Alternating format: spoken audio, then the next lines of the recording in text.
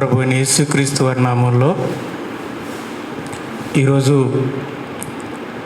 దేవునిని ఆరాధించటానికి చేరి వచ్చినటువంటి నా ప్రియ సహోదరులకు, వారి కుటుంబాలకు, ముఖ్యంగా శ్యామలాంబపురంలో కూడుకుని ఉన్న క్రీస్తు సంఘస్థులకు, రాజుల కొట్టాడలో కూడుకుని ఉన్న దేవుని పిల్లలకు, ఆకివీడులో కూడుకుని ఉన్న క్రీస్తు సంఘస్థులకు, అలాగే జానకీనగర్లో కూడుకున్నటువంటి దేవుని పిల్లలకు, అలాగే వేరు గ్రామాలలో, దూర ప్రాంతాలలో ఉండి కూడా టెలికాన్ఫరెన్స్ ద్వారా దేవుని వాక్యాన్ని వినటానికి, దేవుని ఆరాధించటానికి మరి ఆకివీడు క్రీస్తు సంఘస్థులతో కలిసి దేవుని ఆరాధిస్తున్నటువంటి ప్రతి కుటుంబానికి నా హృదయపూర్వకంగా వందనాలు, శుభాలు తెలియచేస్తూ ఉన్నాను.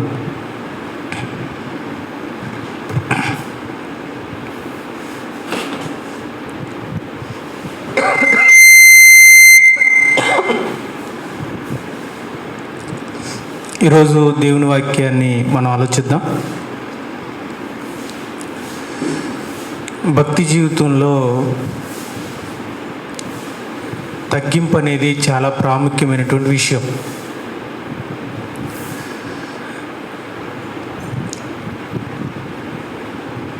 తగ్గింపు కలిగిన వారు దేవునికి ఇష్టలై ఉంటారు, దేవునికి ప్రియమైన వారుగా ఉంటారు.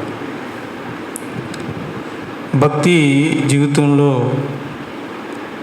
హెచ్చింపు కలిగిన వాళ్ళు ఆధ్యాత్మికంగా పతనావస్థ స్థితికి దిగజారిపోతారు. కాబట్టి భక్తి జీవితంలో మనకు ఉండవలసింది తగ్గింపు. భక్తి జీవితంలో ఎంత ఎదిగినా దేవుని సన్నిధిలో ఒదిగి ఉండేవారుగా మనం ఉండాలి. ఈరోజు ఈ గొప్ప విషయాన్ని తెలియచేసే ఒక మంచి భక్తుని జీవితాన్ని మనం ఆలోచిద్దాం, ధ్యానిద్దాం.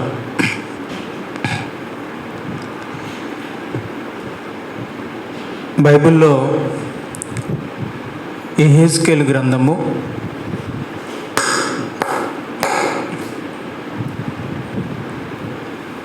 14వ అధ్యాయము, కొంచెం వాల్యూమ్ తగ్గించండి. యెహెజ్కేలు గ్రంథము 14వ అధ్యాయము, ఫస్ట్ బటన్. హలో, కొంచెం పెంచు. హలో. యెహెజ్కేలు గ్రంథము 14వ అధ్యాయము 12వ వచనాన్ని మనం ఆలోచిద్దాం. మరియు యెహోవా వాక్కు నాకు ప్రత్యక్షమై ఎలాగూ సెలవిచ్చాను, నరపుత్రుడా, ఏ దేశమైతే విశ్వాసఘాతకమై నా దృష్టికి పాపము చేసినదో దానికి నేను విరోధినై ప్రాణాధారమగు ఆహారము లేకుండా చేసి కరువు పంపించి మనుషులను, పశువులను నిర్మూలము చేయుదును. నోవాహును, దానియేలును, యోబును ఈ ముగ్గురు అట్టి దేశములో ఉండినను వారు తమ నీతి చేత తమ్మును మాత్రమే రక్షించుకొందురు. ఇదే ప్రభువగు యెహోవా వాక్కు.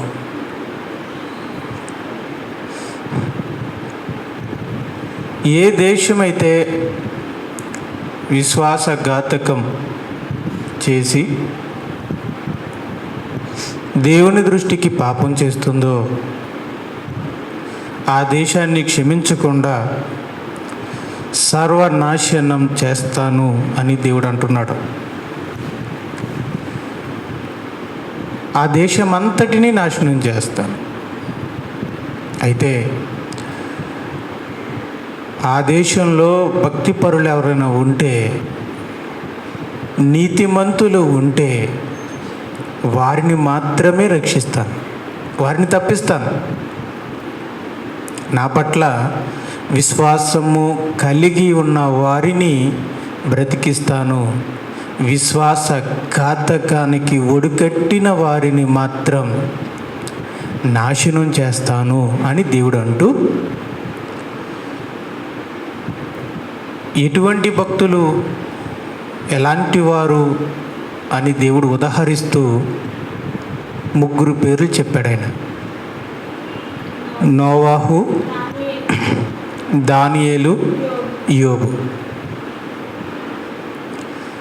వీళ్ళ 3 పేర్లే ఆయన ఎందుకు ప్రస్తావించాడు? ఒకరేమో నోవాహు కాలం, జలప్రళయ కాలంలో బ్రతికినవాడు. మరొక ఆయన అబ్రహాము గారి కాలంలో జీవించినవాడు.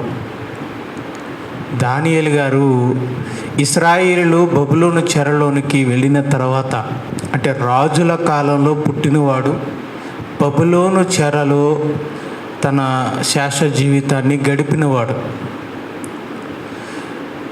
నోవాహుకి, యోబు గారి కాలానికి సుమారు ఒక 1000 సంవత్సరాలు ఉంటుంది. అలాగే యోబు గారికి, దానియేలు గారికి ఇంచుమించు ఒక 1500 సంవత్సరాలు లేదా 2000 సంవత్సరాల కాలం ఉంటుంది. నోవాహు గారిది వేరే తరం, యోబు గారిది వేరే తరం, దానియేలు గారిది వేరే తరం. కానీ ఈ 3లో ఒక ప్రత్యేకమైనటువంటి లక్షణం ఉంది. అది గత ఆదివారం నేను చెప్పడం జరిగింది. నోవాహు వృత్తాంతం అనే బైబిల్ హిస్టరీ 4వ భాగంలో నేను మాట్లాడాను. లోకమంతా భక్తిహీనులైన తాము మాత్రం భక్తి కలిగి జీవించిన వాళ్ళు. అందుకే దేవుడు వారిని ఆ తరాలలో గొప్పవారిగా ఎంచాడు. చూద్దాం, దేవుడు ఈ 3 యొక్క పేర్లు ఎందుకు ప్రస్తావించాడు, ఈ 3 పేర్లే ఎందుకు ప్రస్తావించాడు అనేది ఇప్పుడు మనం ఆలోచిద్దాం. నోవాహు యొక్క ప్రత్యేకత ఏంటి, యోబు ప్రత్యేకత ఏంటి, దానియేలు యొక్క ప్రత్యేకత ఏంటి? నోవాహు గురించి మనం ఆలోచిస్తే ఆదికాండము 6వ అధ్యాయము 9వ వచనం.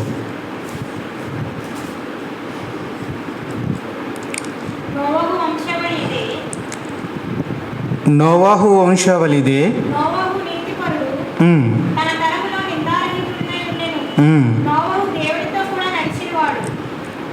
కాబట్టి ఇక్కడ మనం చూస్తే నోవాహు నీతిపరుడు, తన తరములో నిందారహితుడుగా దేవునితో నడిచినవాడు.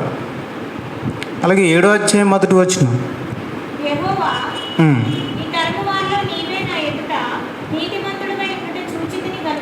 ఈ తరము వారిలో నీవే నా ఎదుట, భగవంతుడి ఎదుట నీతిమంతుడివిగా ఉండటం నేను చూశాను. ప్రేమైన దేవుని వాళ్ళారా, దేవుని ఎదుట నీతిమంతుడిగా బతికినవాడు, తన తరము వారందరిలో నింద వేసుకోకుండా, ఒక నింద వేయకుండా బ్రతికినవాడు, దేవునితో నడిచినవాడు, నీతిపరుడు నోవాహు. అందుకే భక్తిహీన సమూహాన్ని దేవుడు జలప్రళయంతో నాశనం చేసి తుడిచిపెట్టే సమయంలో కేవలం నోవాహుని, అతని కుటుంబాన్ని మాత్రమే దేవుడు రక్షించటానికి కారణం. దేవుడు తన కృపచేత నోవాహులో ఉన్నటువంటి భక్తిని చూసి ప్రపంచమంతా నాశనమైపోయినా, చెడిపోయినా, బలత్కారులుగా బ్రతుకుతున్న, ఇష్టానుసారంగా జీవిస్తూ ఉన్న నోవాహు మాత్రమే భక్తి కలిగి, నీతి కలిగి, జాగ్రత్తగా దేవుని సన్నిధిలో జీవిస్తున్నాడు గనుకే నోవాహు కుటుంబాన్ని దేవుడు కాపాడటం జరిగింది.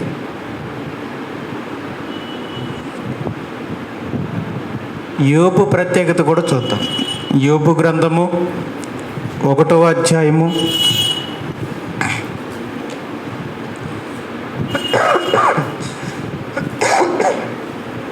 యోబు గ్రంథము 1వ అధ్యాయము 8వ వచనం. అందుకు యెహోవా, చదవండి. నీవు నా సేవకుడైన యోబు సంగతి ఆలోచించితివా? అతడు యథార్థవంతుడును న్యాయవంతుడునై దేవుని యందు భయభక్తులు కలిగి చెడుతనము విసర్జించిన వాడు భూమి మీద అతని వంటి వాడు ఎవడునూ లేడు. భూమి మీద అతని వంటి వాడెవడు లేడు. సో ఇక్కడ మనం చూస్తుంటే యోబు యథార్థవంతుడు, న్యాయవంతుడు, దేవుని యందు భయభక్తులు కలిగిన వాడు, గతకాలపు చెడు జీవితాన్ని విడిచిపెట్టినవాడు. అతని వంటి వాడు యథార్థమైన భక్తి, న్యాయమైన భక్తి, చెడు జీవితాన్ని విడిచిపెట్టి భక్తిగా బ్రతుకుతున్న వారిలో ఈ భూమి మీద యోబు వంటి వాడు ఎవడునూ లేడు. అంటే ఈ భూప్రపంచంలో అందరికంటే, అందరూ ఎలా ఉన్నా సరే వాళ్ళందరికీ మించిన యథార్థత, నీతి, భక్తి కలిగి ఉన్నాడు యోబు. అన్నీ సమృద్ధిగా ఉన్నప్పుడే కాదు, సమస్తం కోల్పోయినా సరే తన భక్తి జీవితాన్ని ఆయన విడిచిపెట్టలేదు. దాని గురించి దేవుడు సాక్ష్యం ఇస్తూ 2వ అధ్యాయము 3వ వచనాన్ని మనం చూస్తే, అందుకు యెహోవా నీవు నా సేవకుడైన యోబు సంగతి ఆలోచించితివా? అతడు యథార్థవంతుడును న్యాయవంతుడునై దేవుని యందు భయభక్తులు కలిగి చెడుతనము విసర్జించిన వాడు భూమి మీద అతని వంటి వాడు ఎవడునూ లేడు. అతడు యథార్థవంతుడు, న్యాయవంతుడు, చెడుతనమును విడిచిపెట్టి యెహోవా అయినటువంటి నా యందు భయము, భక్తి కలిగి బ్రతికేవాడు. ఈ ప్రపంచాన్ని నేను తరచి చూసినప్పుడు యోబు వంటి వాడు ఎవడునూ నాకు కనపడలేదు. అంటే ఒకవేళ ఈ భూమి మీదకి జలప్రలయం లాంటిది మరలా ఒకవేళ వస్తే దేవుడు ఎవరిని కాపాడుతాడు? యోబు కుటుంబాన్నే కాపాడుతాడు. ప్రపంచమే నాశనమైపోయినా యోబు బ్రతుకుతాడు. కారణం, భూమి మీద ఎవరికీ లేనంత భక్తి జీవితాన్ని కలిగి ఉన్నాడు యోబు. అందుకే దేవుడు ఈ దేశాన్ని నాశనం చేసిన, ఇదిగో ఇలాంటి భక్తుల్ని మాత్రమే నేను కాపాడుతాను అని ఆయన మాట్లాడుతూ ఎవరి పేర్లు ప్రస్తావించాడో తెలుసా? నోవాహును, యోబు, దానియేలు. నోవాహు నీతిపరుడు, నిందారహితుడు, దేవునితో నడిచినవాడు, తన తరము వారందరిలో నీతిమంతుడై ఉన్నవాడు. మరి యోబు యథార్థవంతునుడు, న్యాయవంతుడు, చెడుతనమును విడిచిపెట్టి యెహోవా దేవుని యందు భయభక్తులు కలిగి ఉన్నవాడు. అతని వంటి వాడెవ్వడును లేడు. అన్నీ ఉన్నా భక్తిగా ఉన్నాడు, అన్నీ పోయినా అదే భక్తిని కలిగి ఉన్నాడు. మనమంతా కలిసి వస్తే భక్తి, కలిసి రాకపోతే విముక్తి. దేవుడి నుంచి విముక్తి అయిపోతాం, అంటే వెళ్ళిపోతాం. కొంతమంది రివర్స్, ఈ విషయంలో కొంతమంది వ్యతిరేకంగా ఉంటారు. అన్నీ పోయినప్పుడు దేవునికి దగ్గర అవుతారు, మరలా అన్నీ సమకూడినప్పుడు దేవునికి దూరం అవుతాడు. యోబు సంగతి ఆలోచించండి. అన్నీ ఉన్నప్పుడు అదే భక్తిలో ఉన్నాడు, అన్నీ కోల్పోయినప్పుడు అదే భక్తిలో ఉన్నాడు, మరలా అన్నీ సమకూరినప్పుడు అప్పుడు కూడా అదే భక్తిలో ఉన్నాడు. అదండి నిజమైన భక్తి. మన మానవ జీవితంలో మన పరిస్థితులు ఒడిదుడుకులు ఉంటాయి. ఒకసారి పైకి వెళ్తుంది, ఒకసారి కిందకి వెళ్తుంది, మరొకసారి పైకి వెళ్తుంది, మరొకసారి కిందకి వెళ్తుంది. ఒకసారి ఏమో మన గిన్నె పొంగి పొర్లినట్టుగా ఉంటుంది, మరొకసారి ఏమో ఎండిపోయిన కుండలాగా ఉంటుంది. మన జీవితంలో ఉన్నటువంటి పరిస్థితులు నిలకడగా ఉండవు. మన కుటుంబ పరిస్థితులు నిలకడగా ఉండవు.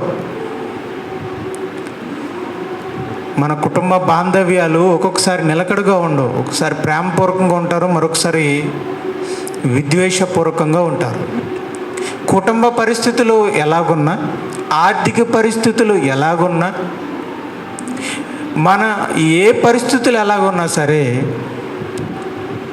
మన భక్తి జీవితం మాత్రం ఒకేలా ఉండాలి. దాన్నే స్థిరమైన భక్తి జీవితం అంట.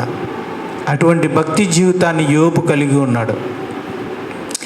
ఇక దానియేలు ప్రత్యేకత మనం చూద్దామా? దానియేలు, ఎందుకంటే దేవుడు 3 పేర్లు ప్రస్తావించాడు: నోవాహు, యోబు, దానియేలు. దానియేలు గారి యొక్క ప్రత్యేకత ఏంటి? ఇంతమంది భక్తులు ఉండగా దేవుడు దానియేలునే ప్రస్తావించడానికి కారణం ఏంటి? నోవాహు తర్వాత యోబును ప్రస్తావించాడు. యోబు తర్వాత నిజంగా యోబుకి దానియేలుకి మధ్య భక్తులు లేరా?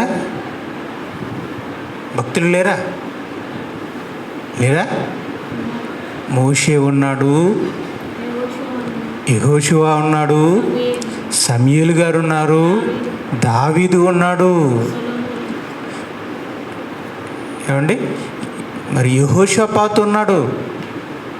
ఎంతమంది భక్తులు ఉన్నారండి, పెద్ద పెద్ద భక్తులు ఉన్నారు. వాళ్ళందరి పేర్లను దాటుకుంటూ దేవుడు దానియేలు పేరును ప్రస్తావించాడు. ఎందుకని? ఈ మధ్యకాలంలో దానియేలు గురించి చదువుతున్నప్పుడు ఎందుకు దేవుడు ఆయన పేరే ప్రస్తావించాడో మెల్లమెల్లగా నాకు అర్థమవుతుందండి. అది మీకు కూడా అర్థమయ్యేలా చేయాలనే ఈరోజు దానియేలు జీవితాన్ని మీ ముందు పెట్టడానికి నేను ప్రయత్నిస్తున్నాను. దయచేసి జాగ్రత్తగా ఆలోచించాలని నా మనవి. దానియేలు గురించి మనం ఆలోచిస్తే, దానియేలు యూదుడు, రాజవంశంలో పుట్టినవాడు. బహుశా దానియేలు రాజకుమారుడు. ఒకవేళ రాజ్యం నిలబడి ఉంటే రాజు అయ్యేవాడేమో, యోధా దేశానికి రాజు అయ్యేవాడేమో.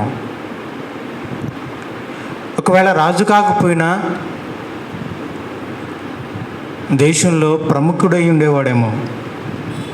కానీ ఆ కాలంలో ఇశ్రాయేలీయుల యొక్క లేదా యూదుల యొక్క పాపాన్ని బట్టి, వాళ్ళు విశ్వాసఘాతుకులే, దేవునికి ద్రోహం చేయడాన్ని బట్టి దేవుడు వారికి శిక్ష విధిస్తూ వారిని బబులోను దేశానికి అప్పగించాడు. నెబుకద్నెజర్ అనే రాజుకి అప్పగించాడు. దానివల్ల ఆ మహారాజు యూదులందరినీ చంపివేసి మిగిలిన వారందరినీ కూడా తన దేశానికి బానిసలుగా తీసుకుపోయాడు. అలా బానిసలుగా తీసుకువెళ్ళిన వారిలో బాలుడైన దానియేలు ఒకడు. అలా రాజవంశంలో పుట్టి రాజకుమారుడిగా పెరగవలసిన వాడు ఒక బానిసగా, ఒక దాసుడిగా బబులోను దేశానికి వెళ్ళటం జరిగింది. అక్కడ ఒక రాజు, ప్రపంచ చక్రవర్తి, తన దాసులకు సెలవిచ్చింది ఏంటంటే, యూదా దేశాన్ని నుండి తీసుకొచ్చిన బాలురను పెంచి పెద్ద చేసి విద్యాబుద్ధులు నేర్పించి వారిని నా ముందుకు తీసుకురండి అని చెప్పడం జరిగింది. ఆ సమయంలో రాజుగా తను తినే ఆహారాన్ని వాళ్ళకి కేటాయించమని కూడా చెప్పడం జరిగింది. అప్పుడు దానియేలు ఏం చేశాడు ఒకసారి చూద్దాం. 1వ అధ్యాయం దానియేలు గ్రంథం 1వ అధ్యాయం 8వ వచనం. రాజు భుజించు భోజనమును పానము చేయు ద్రాక్షారసమును పుచ్చుకొని ఉమ్. తను అపవిత్ర పరచుకొనకూడదని ఉమ్. దానియేలు ఉద్దేశించి ఉద్దేశించి తాను అపవిత్రుడు కాకుండానట్లు తాను అపవిత్రుడుగా మారకుండునట్లు. వాటిని పుచ్చుకొనకుండా చాలు. దీన్నే కదండి భక్తి అంటారు. అక్కర కలిగిన వారికి సహాయం చేసి ఇహలోక మాలిన్యాన్ని మనకంటకుండా బ్రతకటమే భక్తి. అంటే దానియేలు ఏం కలిగి ఉన్నాడు? భక్తి. ఏ పరిస్థితుల్లో? రాజకుమారుడిగా ఉండవలసిన వాడు ఈరోజు బానిసగా బ్రతుకుతున్న భక్తి కలిగి ఉన్నాడు. మరొక యోబు. దానియేలు అంటే ఏంటనుకుంటున్నారు? మరొక యోబు. ఎందుకంటారేమో, రాజకుమారుడిగా బ్రతకటం తెలుసు, రాజ బానిసగా బ్రతకటం తెలుసు. రాజకుమారుడిగా ఉన్నప్పుడు ఇంతకీ వయసు ఎంత అనుకుంటున్నారు? బాలుడు. బహుశా 10 సంవత్సరాలు 15 సంవత్సరాలు ఉండుంటాయి. బాల్యకాలంలోనే భక్తిని నేర్చుకున్నవాడు. ఎంత గొప్పవాడంటే రాజకుమారుడిగా ఉన్నప్పుడు భక్తి కలిగి ఉన్నాడు, రాజ బానిసగా ఉన్నా అంతే భక్తిగా ఉన్నాడు. అదే సమయంలో మరలా ఉన్నత స్థితి వచ్చి అహశ్వరేషు దర్యావేషు కాలంలో అధికారులకే అధికారిగా హెచ్చించబడ్డాడు. అప్పుడు కూడా భక్తిగానే ఉన్నాడు. అంటే ఉన్నత స్థితిలో భక్తిగా ఉన్నాడు, లేని స్థితికి వచ్చినా భక్తిగా ఉన్నాడు, మరలా ఉన్నతమైన స్థితికి వెళ్ళినా భక్తిగా ఉన్నాడు. ఇప్పుడు ఈయనలో ఎవరు కనపడుతున్నారు చెప్పండి? దానియేలు గారిలో మీకు ఎవరు కనపడుతున్నారు? ఎగ్జాక్ట్లీ మీరు చెప్పింది కరెక్ట్. యోబు గారు కనపడలేదా? చూడండి ఒకసారి. మరొక యోబు అండి దానియేలు అంటే. దానియేలు జీవితాన్ని ఆలోచిస్తూ ఉంటే నిజంగా మనందరికీ ఒక ఆదర్శపాయుడైన, మనం చూసి నేర్చుకోవలసిన వారిలో యోబు ఎలాంటి వాడో దానియేలు కూడా అలాంటి వాడేనండి. ఇక ముందుకు వెళ్దాం. 6వ అధ్యాయము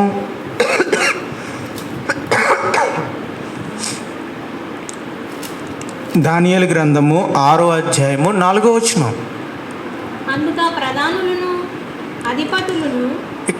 అందుకు ప్రధానులను అధిపతులను రాజ్యపాలన విషయములో దానియేలు మీద ఏదైనా ఒక నింద మోపి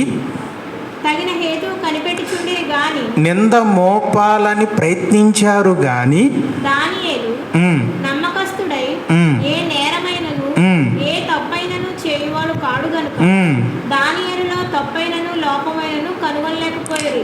ఏ తప్పు ఏ లోపం కనపడలేదు. అప్పటికి దానియేలు ఎవరో తెలుసా? పెద్దవాడైపోయాడు, వయసులో పెద్దవాడైపోయాడు.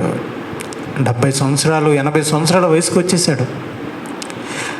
ఈ దర్యావేషు కాలంలో, పారసీకుల పరిపాలన కాలంలో దానియేలు ఎంతగా హెచ్చించబడ్డాడో తెలుసా అండి? చక్రవర్తి తర్వాత స్థానాన్ని పొందుకున్నాడు. ప్రపంచానికే 2వ స్థానంలో ఉన్నాడు. అంటే దానియేలు యొక్క లోకపరంగా దానియేలు యొక్క స్థితి మామూలుగా లేదు. ప్రపంచాన్ని పరిపాలించే మహాచక్రవర్తి దర్యావేషు అయితే, ఆ దర్యావేషు తర్వాత ముఖ్య అధికారిగా అధికారాన్ని కలిగి ఉన్నవాడు దానియేలు. ఒక బానిసగా వెళ్ళినవాడు ఏమయ్యాడు? ప్రపంచానికి అధికారిగా మారిపోయాడు. ఈయనలో ఎవరు కనపడుతున్నారు మీకు ఇప్పుడు? ఎవరు కనపడుతున్నారు చెప్పండి? నాకు యోసేపు కనపడుతున్నాడండి. యోసేపు జీవితం దానియేలులో కనపడుతుంది. ఆయన కూడా ఒక బానిసగా అమ్మబడి వచ్చి అనేక శోధనలు అనుభవించి చెరసాలకు వెళ్ళి ఐగుప్తు దేశానికే ఫరో తర్వాత అంతటివాడిగా హెచ్చించబడ్డాడు. దానియేలు కూడా బానిసగా వచ్చి ఆయా సమయాల్లో చెరసాల్లో సింహాల బోనులో కూడా పడిపోయి అనేక శోధనలు అనుభవించి మెల్లమెల్లగా ఎదుగుతూ ప్రపంచంలో మహాచక్రవర్తి తర్వాత స్థానాన్ని ఆక్రమించాడు, హెచ్చించబడ్డాడు. ఈ చిత్రం ఏంటంటే, అంతటి వయసు వచ్చినా, అంతటి స్థాయిలోనికి వెళ్ళినా ఇంకా భక్తిగానే ఉన్నాడు. ఎంతమందిని చూసామండి యవన కాలంలో భక్తిగా ఉండి వయసులో ఉన్నప్పుడు మంచి సేవ చేసి ఎదిగే కొలది సేవ ఎదిగినప్పుడు, తమ పరిచర్య ఎదిగినప్పుడు ఎంతోమంది దైవజనులు ధనాపేక్షకులుగా, గర్విష్ఠులుగా, అహంకారులుగా మారిపోయిన వాళ్ళని మనం చూడలేదా?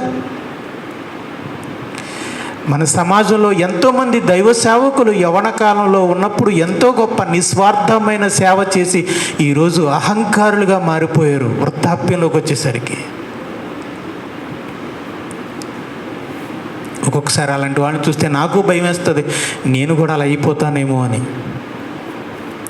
అందుకే నా ప్రార్థనలో నేను ఎప్పుడు జ్ఞాపకం చేసుకుంటాను, దేవా నేను ఎంత పరిచర్య చేసినా నీ సన్నిధిలో నేను ఎప్పుడు దీనుడుగా ఉండేటట్లు సహాయం చేయండి.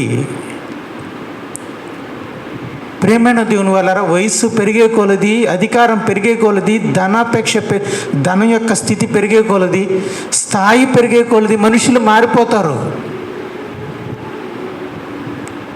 మీ అందరికీ తెలుసు, హిజ్కియా అనే రాజు పేదవాడుగా ఉన్నప్పుడు, ఒక చిన్న రాజుగా ఉన్నప్పుడు చాలా భయభక్తులుగా ఉన్నాడు. బాలుడుగా ఉన్నప్పుడు స్థాయి పెరిగే కొలది రాజ్యం యొక్క రాజ్యాధికారం బలపడే కొలది పరిస్థితులు అతని మనసు మారిపోయింది. తన హృదయమునందు గర్వించి యాజకులు సమర్పించవలసిన బలియాగములను సమర్పించటానికి వెళ్ళిపోయాడు. అంటే తనను తాను యాజకుడిగా హెచ్చించుకున్నాడు. వయసు పెరిగే కొలది, స్థితి పెరిగే కొలది, స్థాయి పెరిగే కొలది మనుషులు మారిపోతున్నారు. కానీ దానియేలు మారలేదు. ఎందుకంటే దానియేలు మరొక యోబు గనుక.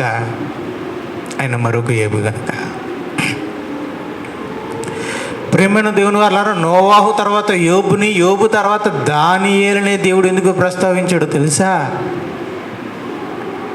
ఆయన జీవితాన్ని మీరు వింటుంటే మీకే అర్థం కావాలి. లోకమంతా, అధికారులంతా కూడా ఏ విషయంలో దొరుకుతాడా అని ప్రయత్నిస్తుంటే ఒక్క విషయంలో కూడా దొరకకుండా బ్రతుకుతున్నాడు. అప్పుడప్పుడు కొంతమందిని ఉద్యోగం చేసేవాళ్ళని, ఏమండి మీరు బాప్తిసం తీసుకోవచ్చు కదండి అని అంటే, ఎలా తీసుకోమండి, మేము చేసేదంతా తప్పుడు పనులు, మేము ఎన్నో అబద్ధాలు ఆడతాం, ఎన్నో తప్పులు చేస్తాం, మేము ఎలా బాప్తిసం తీసుకోమంటారు అంట. అంటే ఒక చిన్న ఉద్యోగిగా బ్రతకటానికి ఇన్ని అబద్ధాలు ఆడాలా, ఇన్ని తప్పులు చేయాలా, ఎన్ని దొంగరాతలు రాయాలా? మరి అలా అనుకుంటే ప్రపంచానికి అధికారిగా నియమించబడ్డాడంటే దానియేలు ఎన్ని అబద్ధాలు ఆడాలి, ఎన్ని దొంగరాతలు రాయాలి చెప్పండి? ఆ స్థితిలో ఉన్నాడు అంటే ఆయన ఎన్ని మతలబులు చేయాలండి? అయినా సరే అంత ఉన్నతమైన స్థాయిలో ఉండి కూడా ఏ తప్పు లేకుండా, ఏ పొరపాటు లేకుండా, ఏ అవినీతికి ఆస్కారం ఇవ్వకుండా, ఎటువంటి ప్రలోభాలకు లొంగిపోకుండా నీతిగా, నిందారహితుడిగా తన ఉద్యోగాన్ని నిర్వహించాడు అంటే దానియేలు ఎలాంటి వాడు చెప్పండి? మీరే అర్థం చేసుకోవాలి. 10వ వచనం, 6వ అధ్యాయం 10వ వచనం. ఇట్టి శాసనము సంతకం చేయబడినని దానియేలు తెలుసుకునినను అతడు తన ఇంటికి వెళ్ళి యథాప్రకారముగా అనుదినము ముమ్మారు మోకాళ్ళుని తన ఇంటి పైగది కిటికీలు యెరూషలేము తట్టునకు తెరవబడి ఉండగా తన దేవునికి ప్రార్థన చేయొచ్చు, ఆయనను స్తుతించుచూ వచ్చెను. మోకరించి రాజుకు మాత్రమే ప్రార్థన చేయాలి. ఒకవేళ మరెవరికైనా ప్రార్థన చేస్తే వారిని సింహాల బోనులో పడవేస్తాము అనే ఒక శాసనం వచ్చింది. ఈ అసూయపరులు చేయించారు, అటువంటి శాసనాన్ని చేయించారు. అటువంటి శాసనం వచ్చిందని తెలుసుకోవడం. తను మోకరించి ప్రార్థన చేస్తే సింహాల బోనులో పడతానన్న విషయం తెలిసుండి కూడా భక్తిగా ఉంటే, ప్రార్థన చేస్తే ప్రాణాలకి ముప్పు ఉందని తెలుసు కూడా మోకరించి ప్రార్థన చేయటానికి సిద్ధపడ్డాడు దానియేలు. అంటే ప్రాణ ముప్పు ఉందని తెలుసు కూడా భక్తిగా ఉండటానికి, ప్రార్థించటానికి సిద్ధపడ్డాడు దానియేలు. అంటే భక్తి కంటే ప్రాణం ముఖ్యం కాదు దానియేలుకి. గమనించండి, నీకు ప్రాణం కావాలా, నీకు భక్తి కావాలా దానియేలు అని అడిగితే దానియేలు అంటున్నాడు, ఆయన చెప్పడు, ఆయన చేతలే చెప్తున్నా. ఏమని? నాకు భక్తే కావాలి, నాకు భక్తే కావాలి. మరి మనకి భక్తే కావాలి. చాలామంది బ్రతుకే కావాలి అంటారు. బ్రతుకు కావాలా, నీకు భక్తి కావాలా అని మనల్ని అడిగితే చాలామందిని మనం బ్రతుకే కావాలంటావేమో. కానీ దానియేలు ఏమన్నాడో తెలుసా? నీకు బ్రతుకు కావాలా, భక్తి కావాలా? నా బ్రతుకు ముగిసిపోయినా పర్వాలేదు, నాకు భక్తే కావాలి. అదండి దానియేలు అంటే. బాల్యకాలము నుండే భక్తి కలిగి ఉన్నవాడు, తల నెరిసిన భక్తిని విడిచిపెట్టనివాడు. రాజకుమారుడుగా ఉన్నప్పుడు, రాజదాసుడుగా ఉన్నప్పుడు, రాజ్యాధికారములో ఉన్నప్పుడు, ఏ స్థితిలో ఉన్నా భక్తి కలిగి ఉన్నవాడు దానియేలు. ఏ స్థితిలో ఉన్న నింద, ఎటువంటి అపవిత్రత తనకు అంటుకోకుండా బ్రతకాలనే ఆశను అపేక్షను కలిగి ఉన్నవాడు దానియేలు. నీకు బ్రతుకు కావాలా, నీకు భక్తి కావాలా అంటే నాకు భక్తే కావాలి, నా బ్రతుకు భలేపోయినా నాకు భక్తే కావాలి అని చెప్పి ప్రాణాలు విడవటానికి కూడా సిద్ధపడే మనసు కలిగిన వాడు దానియేలు. అలాంటి ఈ తెగింపు వల్ల ఏం జరిగిందో తెలుసా అండి? దానియేలుని సింహపు గోనులో పడేశారు. అప్పుడు ఏం జరిగిందో తెలుసా? సర్వశక్తిమంతుడు తన దేవదూతను పంపించి ఆ రాత్రి సింహాల నోటలో దానియేలుని పడకుండా దేవుడు కాపాడాడు. ప్రపంచ చక్రవర్తి ఏమని ప్రశ్నించాడు తెలుసా? నీవు సేవిస్తున్న నీ దేవుడు నిన్ను రక్షించగలిగాడా దానియేలు అని అడిగితే దానియేలు ఏమన్నాడు తెలుసా? అవునయ్యా, ఈ దీనుని ఆయన కనికరించి నన్ను సింహాల బోనులో నుండి కాపాడటానికి తన సన్నిధిలో నుండి దేవదూతను పంపించి నన్ను రక్షించాడు. నా దేవుడు నన్ను రక్షించాడు. ప్రపంచంలో సింహాల బోనులో పడి ఉన్న దానియేలుని రక్షించటానికి దేవుడు తన దూతను పంపించాడు అంటే దేవునికి ఎంత విలువైనోడో ఆలోచించండి. దేవునికి దానియేలు ఎంత విలువైనవాడు, తన దేవదూతనే పంపించాడు అంటే. దేవుడు తన దూతలను పంపించి రక్షించటం అసాధారణం. ఏదో ప్రత్యేకమైన పరిస్థితుల్లో తప్ప రక్షించటం అనేది ఉండదు. అలాంటిది దానియేలు విషయంలో దేవదూతను పంపించి రక్షించాడు అంటే దానియేలు దేవునికి ఎంతో ముఖ్యమైన వాడు అని మనకి ఇక్కడే అర్థమవుతుంది. ఇక మరొక విషయాన్ని ఆలోచిద్దాం.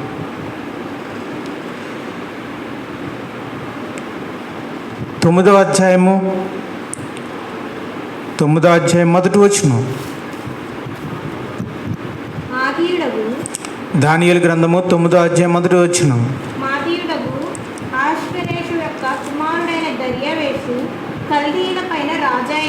మొదటి వచనం నుంచి చదువుతున్నారు, వినండి. అతని ఏలుబడిలో మొదటి సంవత్సరమందు దానియేలును నేను యెహోవా తన ప్రవక్త యిర్మీయాకు సెలవిచ్చి తెలియజేసినట్టు యెరూషలేము పాడుగా ఉండవలసిన 70 సంవత్సరములు పూర్తి అవుచున్నవని గ్రంథము వలన గ్రహించి తిని. అంతటా నేను గోనె పట్ట కట్టుకొని ధూళి తలపైన వేసుకుని ఉపవాసముండి ప్రార్థన విజ్ఞాపనలు చేయుటకై ప్రభువుకు దేవుని ఎదుట నా మనస్సును నిబ్బరము చేసుకుంటేనే నేను నా దేవుడైన యెహోవా ఎదుట ప్రార్థన చేసి ఒప్పుకున్నదేమనగా, ప్రభువా నీతిమంతుడు భక్తిపరుడైన దానియేలు ఎలా ప్రార్థన చేస్తున్నాడో ఒకసారి వినండి. ప్రభువా, మహాత్యము కలిగిన భీకరుడు అగు దేవా, నీ ఆజ్ఞలను అనుసరించి నడుచువారి ఎడల నీ నిబంధనను నీ కృపను జ్ఞాపకం చేయువాడా, మేమైతే నీ దాసులకు ప్రవక్తలు నీ నామమును బట్టి మా రాజులకును మా అధిపతులకును మా పితరులకును యోదయ దేశ జనులకు అందరికీ చెప్పిన మాటలను ఆలకింపక నీ ఆజ్ఞలను నీ విధులను అనుసరించుట మాని పాపులను దుష్టులమునై చెడుతనమందు ప్రవర్తించుచు తిరుగుబాటు చేసిన వారము. ప్రభువా, నీవే నీతిమంతుడవు, మేమైతే సిగ్గుచేత ముఖ వికారం పొందిన వారము. మేము నీ మీద తిరుగుబాటు చేసితిమి, దానిని బట్టి నీవు సకల దేశములకు మమ్మను తరిమితివి. యెరూషలేములోను యోదయ దేశములోను నివసించుచు స్వదేశ వాసులుగా ఉన్నట్టు పరదేశ వాసులుగా ఉన్నట్టు ఇశ్రాయేలీయుల అందరికీ మాకును ఈ దినమున సిగ్గే తగి ఉన్నది. 15 నుంచి చదువు. ప్రభువా, మా దేవా, నీవు బాహుబలము వలన నీ జనమును ఐగుప్తులో నుండి రప్పించుట వలన ఇప్పటి వరకు నీ నామమునకు ఘనత తెచ్చుకుంటివి. మేమైతే పాపము చేసి చెడు నడతలు నడిచిన వారము. ప్రభువా, మా పాపములను బట్టి మా పితరుల దోషమును బట్టి యెరూషలేము నీ జనుల చుట్టూనున్న సకల ప్రజల ఎదుటను నిందాస్పదమైనది. యెరూషలేము నీకు ప్రతిష్ఠితమైన పర్వతము. ఆ పట్టణము మీదికి వచ్చిన నీ కోపమును నీ రౌద్రమును తొలగనిమ్మని నీ నీతి కార్యములన్నిటిని బట్టి విజ్ఞాపనము చేసుకొనుచున్నాను. ఇప్పుడైతే మా దేవా, దీనిని బట్టి నీ దాసుడు చేయు ప్రార్థనలను విజ్ఞాపనలను ఆలకించి ప్రభు చిత్తానుసారంగా శిథిలమైపోయిన నీ పరిశుద్ధ స్థలము మీదకి నీ ముఖ ప్రకాశము రానిమ్ము. నీ గొప్ప కనికరమును బట్టి మేము నిన్ను ప్రార్థించుచున్నాము గాని మా స్వనీతి కార్యములను బట్టి నీ సన్నిధిని నిలవబడి ప్రార్థించుటలేదు. మా దేవా, చెవియొగ్గి ఆలకింపుము. నీ కన్నులు తెరచి నీ పేరు పెట్టబడిన ఈ పట్టణము మీదకి వచ్చిన నాశనమును, నీ పేరు పెట్టబడిన ఈ పట్టణమును దృష్టించి చూడుము. ప్రభువా, ఆలకింపుము. ప్రభువా, క్షమింపుము. ప్రభువా, ఆలస్యము చేయక చెవియొగ్గి నా మనవి చిత్తగించుము. నా దేవా, ఈ పట్టణమును ఈ జనమును నీ పేరు పెట్టబడినవే. నీ ఘనతను బట్టి నా ప్రార్థన వినుమని వేడుకొంటిని. చాలండి.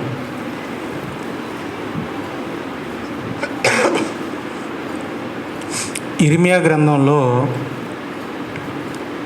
యెరూషలేము పట్టబడి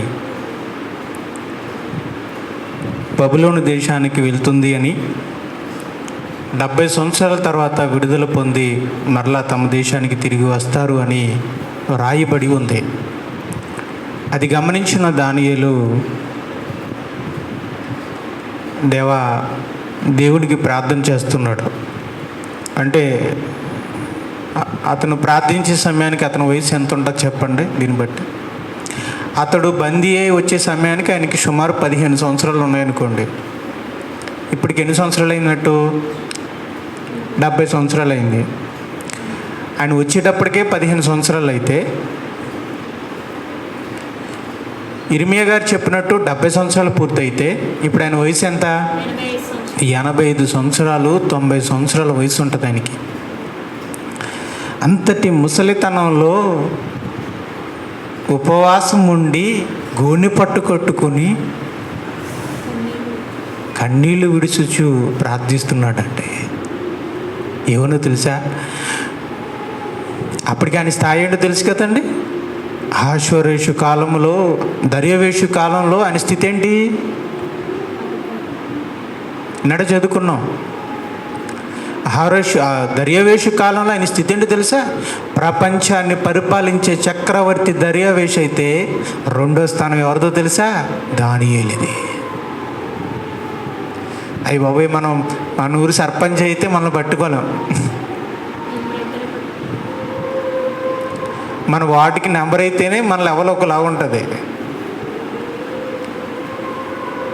ఇక రాష్ట్రానికి అయితే, అదే దేశానికి అయితే, ప్రపంచానికే రెండో అధికారులు మనం ఉంటే మనల్ని ఎవరు పట్టుకోలేరు, మనల్ని ఎవరు ఆపలేరు. అంతటి ఉన్నతమైన అధికార స్థానంలో ఉండి ఏం కట్టుకున్నాడు? గోనె పట్టు కట్టుకున్నాడు, ఉపవాసం ఉన్నాడు, ధూళి వేసుకున్నాడు. ధూళి లాంటి వాడని అని అర్థం అండి, దాని అర్థం ధూళి లాంటి వాడను, నేను ధూళి లాంటి వాడిని. ఆయన ధూళి లాంటి వాడండి. ప్రపంచంలో చక్రవర్తి తర్వాత రెండో స్థానంలో ఉండి మహాజ్ఞానాన్ని కలిగి ఉన్నాడు. ఆ రోజుల్లో కళలు వివరించగలిగే జ్ఞానం, సొలొమోను వంటి జ్ఞానం, ఏ విషయాన్నైనా విడదీయగలిగినటువంటి, వివరించగలిగినటువంటి మహాజ్ఞానాన్ని కలిగి ఉన్నాడు దానియేలు. ఈరోజు గుప్పెడంత జ్ఞానం కలిగి ఉంటే ఎవరిని పట్టుకోలేం. ఒకవేళ నన్నైనా పట్టుకోలేరేమో. ఈరోజు చాలామంది సేవకులు, దేవుని పిల్లలు గుప్పెడంత జ్ఞానం కలుగుతుంటే అసలు పట్టుకోలేకపోతున్నాం. వాళ్ళ మాటలు మారిపోతున్నాయి, వాళ్ళ లెవెల్ మారిపోతున్నాయి. వీడెవడో వాడెవడో అన్నంతగా మాట్లాడుతుంటారు. ప్రేమను దేవుని వల్ల ప్రపంచంలో ఎవ్వరూ పోల్చుకోలేనంత మహాజ్ఞానాన్ని కలిగి ఉన్న దానియేలు, ప్రపంచంలో ఎవరు సరిదూగనంత వంటి అధికారంలో ఉన్న దానియేలు ఏం పూసుకున్నాడు? ధూళి పూసుకున్నాడు. ధూళి పూసుకుంటే అర్థం ఏంటి తెలుసా?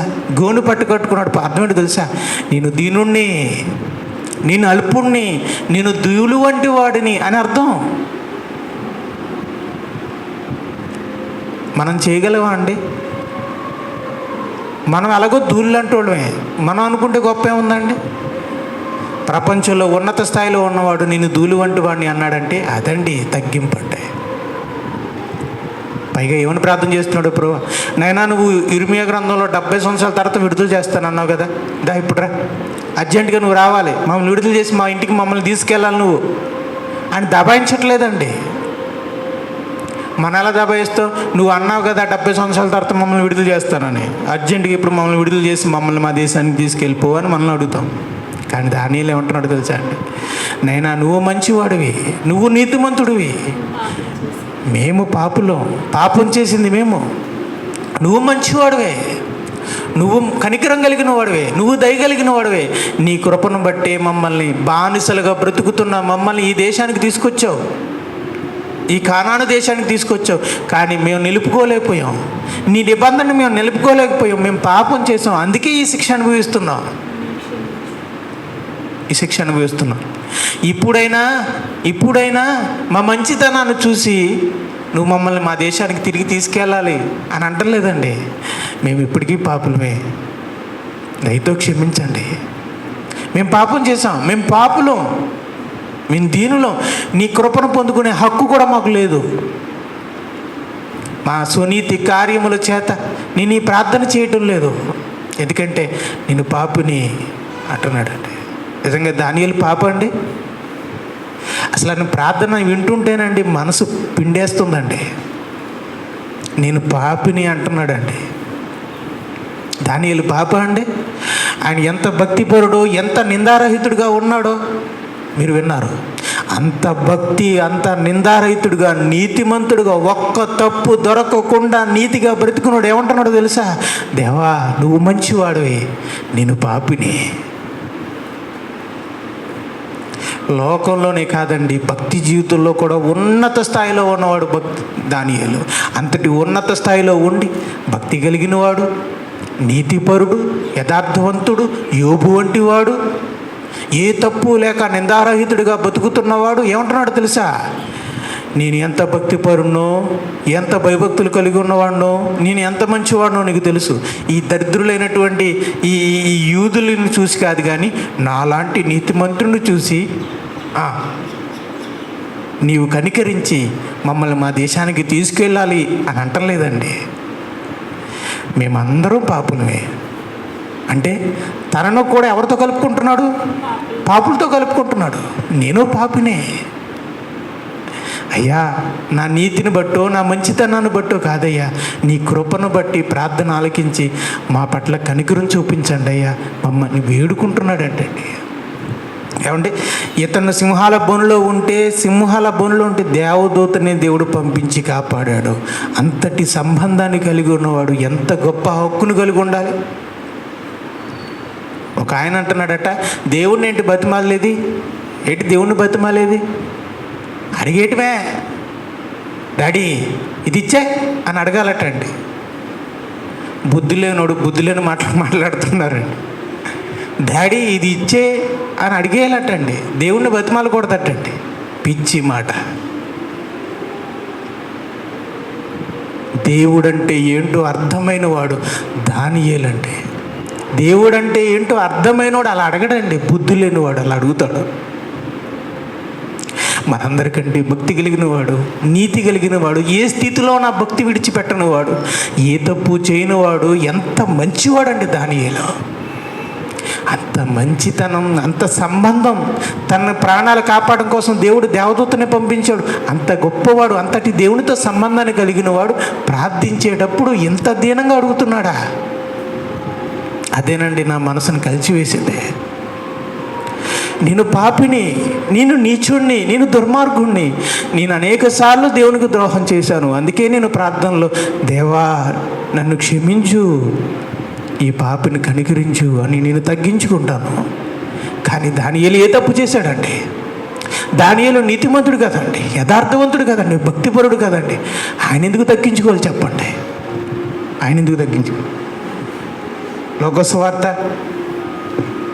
18వ అధ్యాయం, లోకసువార్త 18వ అధ్యాయం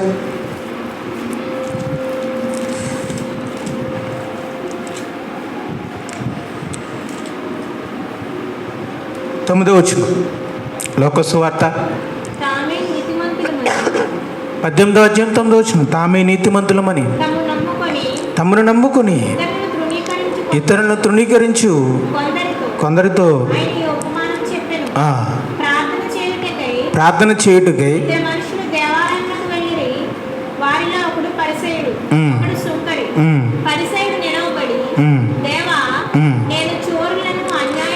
పరిసయ్యుడు అంటున్నాడు, దేవా నేను చోరులను, అన్యాయస్తులను, వ్యభిచారులనైనను, ఇతరుల మనుషుల వలనైనను, ఈ సుంకరి వలనైనను వండనందుకు నీకు కృతజ్ఞతాస్తుతులు చెల్లించుచున్నాను. వారమునకు 2 మార్లు ఉపవాసము చేయుచు నా సంపాదన అంతటిలో 10వ వంతు చెల్లించుచున్నానని తనలో తాను ప్రార్థించుచు. ఎంత అహంకారం చూసారా? ఇంత భక్తి ఉన్నవాడే ఎంత అహంకారంగా ప్రార్థన చేస్తున్నాడు. మరి దానియేలు అంత భక్తి ఉంటే ఇంకెలా చేయాలి చెప్పండి? ఏదో ఎంత భక్తి ఉన్న ఈ పరిసయ్యుడు వారానికి ఒకసారి ఉపవాస ప్రార్థన చేసేవి ఇతను, నేను ఇంత నీతిమంతున్నని అంత ధైర్యంగా ప్రార్థన చేస్తే దానియేలు ఎంత గొప్పగా, ఇంకెంత అధికారంగా, ఇంకెంత ధైర్యంగా ప్రార్థన చేయాలి. కానీ చూసారా, ఆయన ఆ వృద్ధాప్య వయసులో ఉండి ప్రపంచంలో 2వ స్థానాన్ని కలిగి ఉండి అంతటి భక్తి జీవితాన్ని కలిగి ఉండి దేవునితో అంత సహసంబంధాన్ని కలిగి ఉండి కూడా ఏదో చిన్నపిల్లోళ్ళలాగా, ఏదో దేవునికి దూరమైన వాళ్ళలాగా, ఏదో ఒక సామాన్యమైన భక్తి మానవుడిలాగా దానియేలు మాట్లాడుతున్నాడు అంటే ఎంత ఎదిగినా దేవుని సన్నిధిలో ఒదిగే ఉండాలయ్యా, అలాంటి వాడే గొప్పవాడయ్యా అని దానియేలు చూపిస్తున్నాడంటే. దానియేలు తన బ్రతుకులో చూపించే మరొక గొప్ప నీతి ఏంటో తెలుసా అండి? నువ్వు ఎంత ఎదిగినా లోకపరంగా, ఆర్థిక పరంగా, భక్తి పరంగా, బైబిల్ జ్ఞానం పరంగా, సేవా పరిచర్య పరంగా, ఏ పరంగా నువ్వు ఎదిగినా దేవుని సన్నిధిలో ఒదిగే ఉండాలి అన్న నీతిని దానియేలు తన జీవితంలో చూపించాడు. అందుకే దానియేలుకు కౌరు పెట్టాడు దేవుడు. ఏమని? దానియేలు 10వ అధ్యాయం 11వ వచనం. దానియేలు గ్రంథము 10వ అధ్యాయము 11వ వచనం.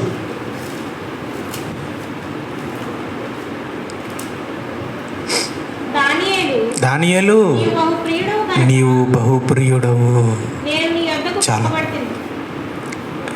దానియేలు దేవుడు అంటున్నాడండి, గబ్రియేలు అనే దేవదూతను పంపించి చెప్పిస్తున్నాడు. ఏమని తెలుసా? దానియేలు ఆ తగ్గింపు, ఆ వినయం, ఆ విధేయత, దేవుడు చూసి తల్లడిల్లిపోయాడండి, ముగ్ధుడైపోయాడు. ఆహా, ఏమిటి ఈ తగ్గింపు, ఏమిటి విధేయత అని దేవుడు ఆశ్చర్యపోయి దేవుడు పంపిన కౌరేంటి తెలుసా? దానియేలు, నువ్వు బహు ప్రియుడు. దేవుడికి నచ్చాడటండి, దేవుడికి ఎంతో నచ్చాడట, బహుప్రియుడు. ఆయన ఎంత గొప్పవాడై ఉండి ఆయన తగ్గింపును చూసి దేవుడే ముగ్ధుడైపోయాడు. దానియేలు నేర్పుతున్న మరొక భక్తి జీవితం, ఒక నీతి ఏంటంటే ఇదే.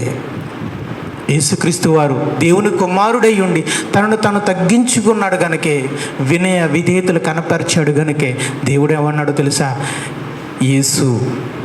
యేసును చూపించి, ఇదిగో ఈయనే నా ప్రియ కుమారుడు. ఎవరు దేవునికి ప్రియులు, దేవునికి ఇష్టలు ఎవరో తెలుసా? ఎంత ఎదిగిన వాళ్ళు కాదు, ఎంత ఎదిగినా ఒదిగి ఉండేవాళ్ళు. ఆ గొప్ప లక్షణం దానియేలులో ఉంది. ఈరోజు దానియేలు నేర్పుతున్న ఈ పాఠాన్ని, ప్రభు యేసుక్రీస్తు వారు నేర్పుతున్న ఈ పాఠాన్ని మన బ్రతుకులో నేర్చుకుందామా, కలిగి ఉందామా? ఏంటా నీతి? ఎంత ఎదిగినా మనం ఒదిగే ఉండాలి, దేవుని పట్ల వినయ విధేయతలు కలిగి ఉండాలి, మాటలు కాదు చేతల్లో ఉండాలి. దానియేలు ఎప్పుడు నేను తగ్గింపగలిగిన వాడిని అని ఏనాడు అనలేదు, కానీ తన బ్రతుకులో ఆయన చూపించాడు. యేసుక్రీస్తు వారు ఏనాడు చెప్పుకోలేదు, ఆయన బ్రతుకులో చేసి చూపించాడు. కాబట్టి మనం కూడా చెప్పుకునేవారు, నేను చెప్పేవాడు గాను మీరు వినేవారు గాను మాత్రమే ఉండుకోకుండా మన బ్రతుకులో ఈ నీతిని నెరవేర్చి దానియేలు వలె, యేసుక్రీస్తు వారి వలె మనం కూడా దేవునికి ప్రియులం కావాలి అని మనసారా కోరుకుంటూ ప్రార్థిస్తూ నా మాటలు ముగిస్తున్నాను. అందరికీ మరి నా శుభములు తెలియజేస్తూ, మరి తర్వాత విన్న వాక్య నిమిత్తం కొద్ది నిమిషాలు ప్రార్థన చేసి ఆ తర్వాత టెలికాన్ఫరెన్స్ ద్వారా మళ్ళీ ఆరాధనకు కలవాల్సిందిగా కోరుతూ మీ అందరికీ ఇక్కడితో ఈ మాటలు ముగిస్తున్నాను. Thank you to all of you. Okay.